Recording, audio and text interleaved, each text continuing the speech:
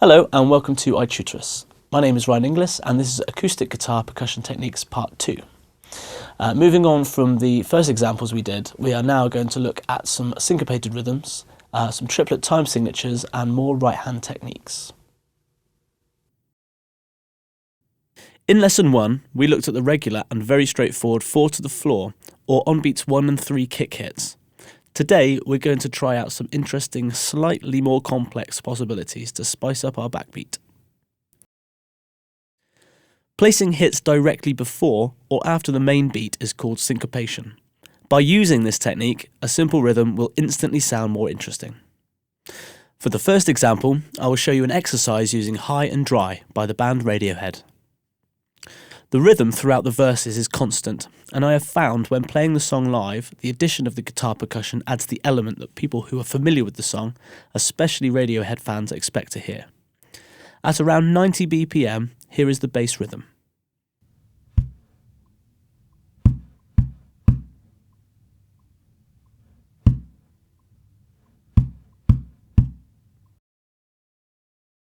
Next, let's look at the snare sound. On the track, Phil Selway uses a rim click, so to emulate that sound, a tap on the scratch plate side of the guitar with the fingernails facing down works well.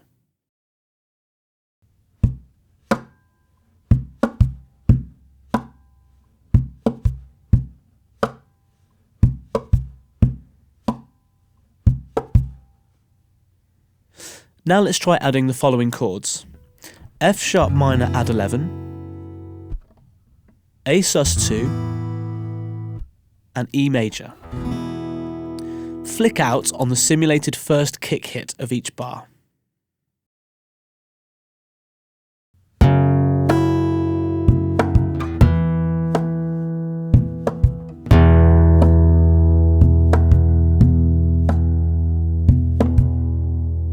The key to making the strumming patterns more complex is to find gaps within the main beat to add further down or up strokes.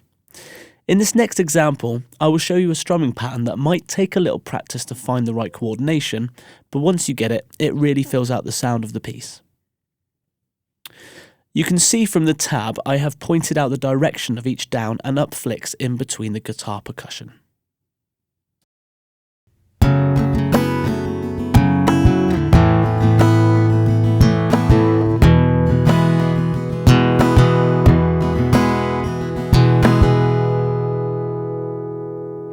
Using this as an example, find other songs of your choice with a beat that you like and try playing the chords in the first beat of the bar to start with, and then filling the gaps with more complex strumming patterns where you can.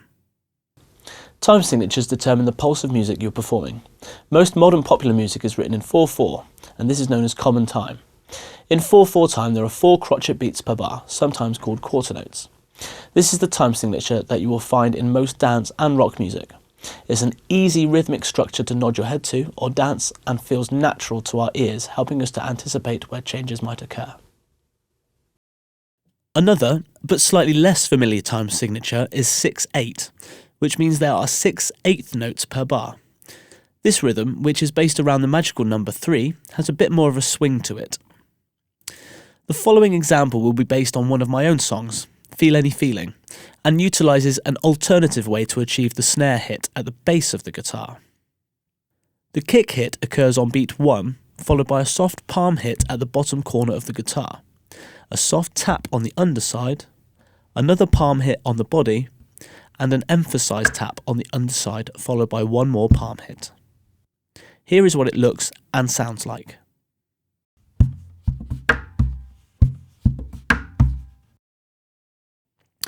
Now let's strum the following chords at the same time as the kick: E major, G add 9, C major 7, and A sus2. Just before the end of the bar, catch the open E and B strings on your way back to the kick hit.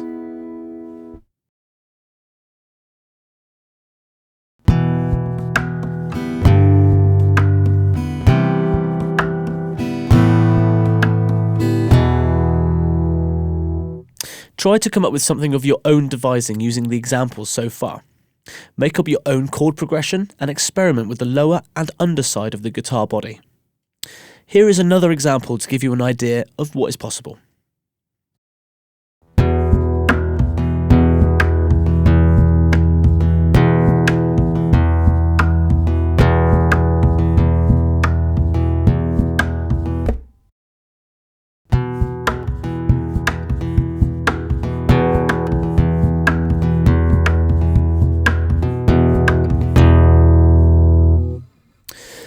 In this final section of this video, I'm going to show you a couple of extra techniques you can practice with your right hand. These additional right hand techniques can really add a sparkle to the overall percussive sound. The following exercise is based on another of my own compositions called Fear.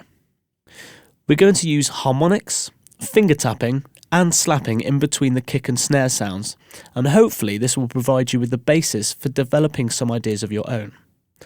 Firstly, let's look at the slapping technique. By hitting string 6 with the side of your thumb and immediately releasing it, the string should vibrate, making a note and a slapping sound simultaneously.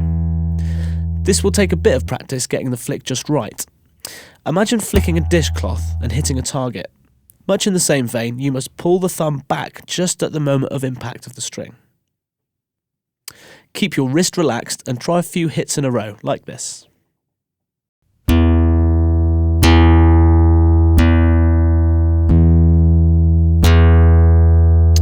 Harmonics can be created by tapping the strings with the index finger of your right hand in much the same way as the slap. You must tap and release in order for the notes to chime out. It is easiest to try this technique on frets 12 or 7, like this.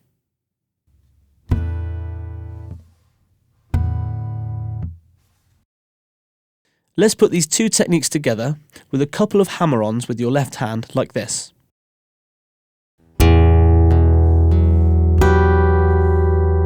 Then try again with an added kick hit at the beginning of the bar.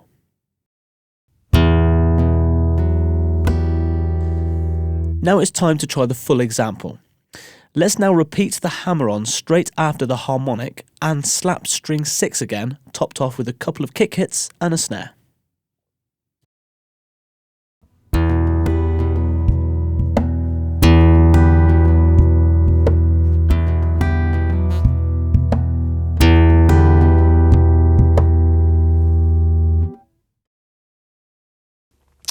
Thank you for watching, and if you found this lesson helpful, please be sure to give us a rating and a comment before telling all your guitar playing friends to buy it too.